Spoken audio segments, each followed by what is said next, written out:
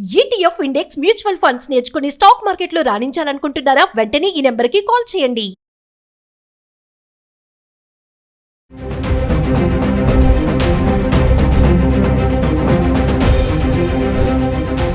Hi hello నమస్తే, welcome back to Suman TV. ప్రస్తుతం మనతో పాటు ఉన్నారు certified astro business coach Javeria గారు. నమస్తే మ్యామ్. నమస్తే నవీన గారు. Madam, reserve bank of India ఒక కొత్త నోటీస్ అయితే తీసుకొచ్చింది. ఈఎంఐ కట్టే వాళ్ళకి గుడ్ న్యూస్ అంట. అంటే గుడ్ న్యూస్ అనగానే అంటే మేము కట్టాల్సిన అవసరం లేదా ఈఎంఐ అనుకోలేరు తొందరపడి. అలా కాదు, కాకపోతే ఇప్పుడు ఈఎంఐ అనేది మేడం మనం ఏదైనా వస్తువు కొన్నా, ఒక బైక్ కొన్నాం అనుకోండి, సపోజ్ ఇచ్చేటప్పుడు చాలా బాగా చెప్తారు, ఆ లోన్ తీసుకోండి, ఈ లోన్ తీసుకోండి, ఇలా పెట్టుకోండి, అలా పెట్టుకోండి అని చెప్పి. అంటే మనం కొనే వరకు మనల్ని విసిగిస్తారు, ఖచ్చితంగా మనతో కొనిపించేస్తారు ఈఎంఐ పెట్టించి. తర్వాత స్టార్ట్ అవుతుంది ఇక నెలవారీ కట్టే ఈఎంఐస్. అప్పుడు కొంతమంది ఏంటంటే ఫైనాన్షియల్ ప్రాబ్లమ్స్ వల్ల కట్టలేకుండా ఉంటారు. అప్పుడు వీళ్ళు ఏం చేస్తారంటే ఇంటికి వచ్చి, ఎవరైతే రికవరీ ఏజెంట్స్ అంటారు కదా, వాళ్ళ ఇంటికి వచ్చి గొడవలు చేయడము, చేసిన తర్వాత వాళ్ళ వస్తువుని, బండిని తీసుకెళ్ళిపోవడం, ఇలాంటివి జరుగుతూ ఉంటాయి. మరి ఆర్బీఐ తీసుకొచ్చినటువంటి కొత్త రూల్స్ ఏంటి? ఈఎంఐ కట్టని వాళ్ళ గుడ్ న్యూస్ అంటే ఏంటో ఒకసారి. సో ఈఎంఐస్ కూడా, అండ్ తర్వాత వచ్చేసి రికవరీ ఏజెంట్స్. ఇక్కడ బలంగా చెప్పుకోవాల్సింది recovery agents through. Recovery agents తప్ప అంటే కాదు. సో మేనేజ్మెంట్ వాళ్ళ త్రూ చేయిస్తుంది. ఇది ఎంతవరకు కరెక్ట్ అనేది కూడా చాలా వరకు ఆలోచించాలి.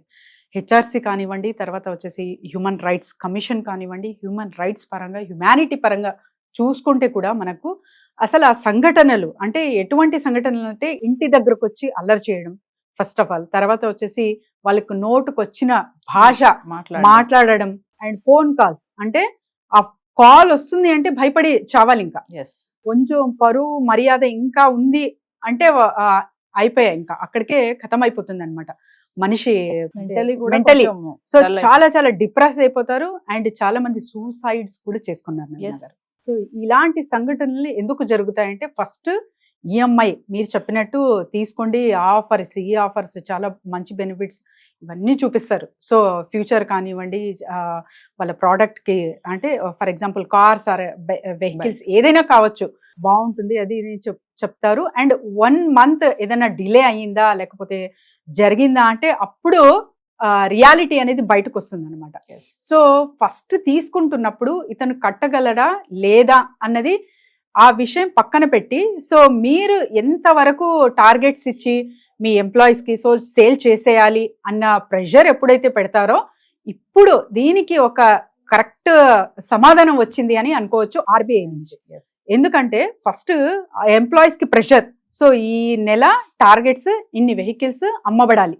సో వాళ్ళు ఏం చేస్తారు, పాపం టార్గెట్స్ ఇచ్చారు కదా, ఇంకా ప్రెషర్లో ఎలాగో అలాగో సేల్ చేసేయాలి అని చెప్పి ఈ ఈఎంఐ ఆ ఈఎంఐ సో అది ఇది అని చెప్పి ఒప్పించి జనాల్ని మరి వెంటపడి కొనేలా చేసేస్తారు. అంతవరకు బాగుంటుంది. ఈఎంఐ కట్టే అతను. సో ఇక్కడ కస్టమర్ గురించి మాట్లాడదాం.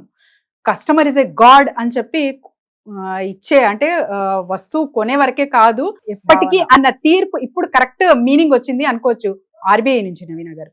ఎందుకంటే జస్ట్ రికవరీ ఏజెంట్స్ త్రూ ఒక బిహేవియర్ ఎంత ప్రభావితం చేస్తుందంటే, పరువు నష్టం దావా అని చాలా మంది వేస్తూ ఉంటారు విఐపీస్, కానీ సామాన్యులకు ఉండదా? వాళ్ళు అసలు అంతవరకు ఎక్కడ వెళ్తారు మేడం? ఇంకా మీరు అన్నట్టుగా సూసైడ్స్ వరకు వెళ్తారు తప్ప కిందకే కానీ పైకి వెళ్ళే ఛాన్సెస్ వాళ్ళకు ఉండవు. అంటే పరువు పోతుంది.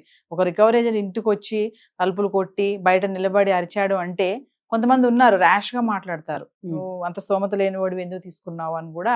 ఇచ్చినప్పుడు బాగా మాట్లాడిన వ్యక్తి ఆ టైం అలా మాట్లాడే ఛాన్సెస్ కూడా చాలానే ఉన్నాయి. రివర్స్ అయిపోతారు. సో నువ్వు ఎందుకు ఇచ్చావు అలాంటప్పుడు? తను కడతాడా కట్టలేనా అని తెలియనప్పుడు నువ్వు అసలు ఎందుకు ఇచ్చావు? సో ఈ క్వశ్చన్ ఇప్పుడు ఆర్బీఐ వేస్తుంది. ఇప్పుడు కరెక్ట్ ఫార్మేషన్ అనేది జరుగుతుంది.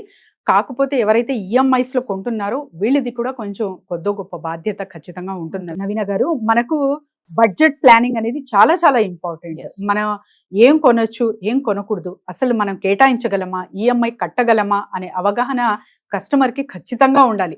సో సేల్స్ అంటేనే వాళ్ళ పనే అది. సో వాళ్ళు టార్గెట్స్ ఇచ్చారో వాళ్ళకు, లేకపోతే ప్రెషర్ పెట్టారో, వాళ్ళ వస్తువు అమ్మితేనే వాళ్లకు బ్రతుకు తీరు నడుస్తుందో అది సెకండరీ. కానీ నువ్వు ఎంత మాత్రం కట్టగలవు, నువ్వు తీర్చగలవా లేదా, ఎన్ని మంత్స్ తీసుకున్నావు, ఆ మంత్స్కి సరిపడే డబ్బు నీ దగ్గర ఉందా లేదా, ఇవన్నీ క్యాలిక్యులేషన్స్ తీసుకొని ఈఎంఐ జోలికి వెళ్ళాలి. కానీ ముందే ఏదో కార్ బాగుంది నచ్చింది, లేకపోతే ఇల్లు బాగుంది, ఏదో ఒక ఐటమ్ నచ్చిందని సో ఈఎంఐకి చాలా వరకు అట్రాక్ట్ అవ్వి వెళ్ళిపోతూ ఉంటారు.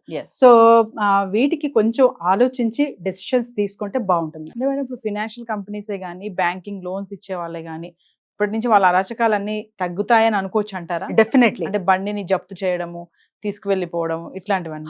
బయట జస్ట్ బండి కనిపిస్తే చాలు అక్కడికక్కడే ఇంకా తీసుకెళ్ళిపోవడం.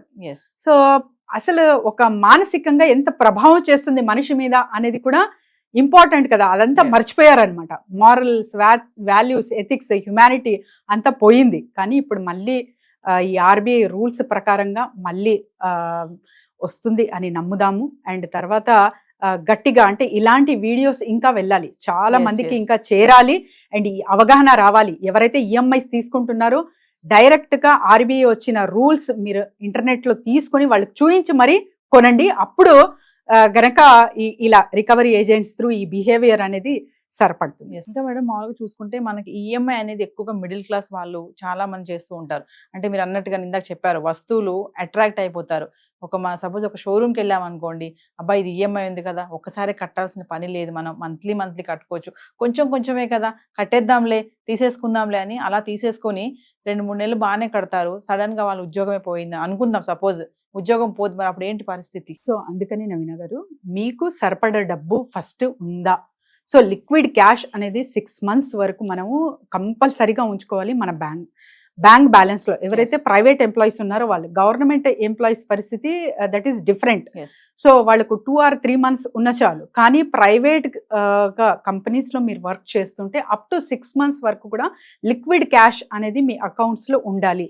సో అలా ఉన్నప్పుడు మీకు ఒక ధైర్యం ఉంటుంది. అండ్ ఈఎంఐ ఒక 1 month డిలే అయినా నెక్స్ట్ మంత్ 2 కలిపి కట్టొచ్చు మీరు.